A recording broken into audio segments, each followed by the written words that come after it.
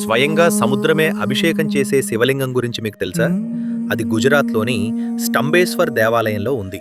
ఇక్కడ రోజుకు ఖచ్చితంగా 2 సార్లు సముద్రం గర్భగుడిలోకి ప్రవేశించి శివలింగానికి జలాభిషేకం చేస్తుంది. శతాబ్దాలుగా ఇదే విధంగా జరుగుతూనే ఉంది. ఇక్కడ ఉన్న ఈ శివలింగాన్ని స్వయంగా శివుడి కుమారుడైన కుమారస్వామి ప్రతిష్ఠించారనే విషయం స్కంద పురాణంలో ఉంది. కుమారస్వామి తారకాసురుని సంహరించిన తర్వాత తీవ్రమైన పశ్చాత్తాపంతో నిండిపోయాడు. ఎందుకంటే తారకాసురుడు కూడా శివునికి గొప్ప భక్తుడే. ఆ మనోవేదన నుంచి కుమారస్వామిని విముక్తి చేయడానికి విష్ణు భగవానుడు ఒక పవిత్ర స్థలంలో శివలింగాన్ని ప్రతిష్ఠించి మహాశివుడిని ఆరాధించమని చెప్తాడు. ఆ పవిత్ర స్థలమే మహీనది. అరేబియా సముద్రం కలిసే ఈ ప్రాంతం.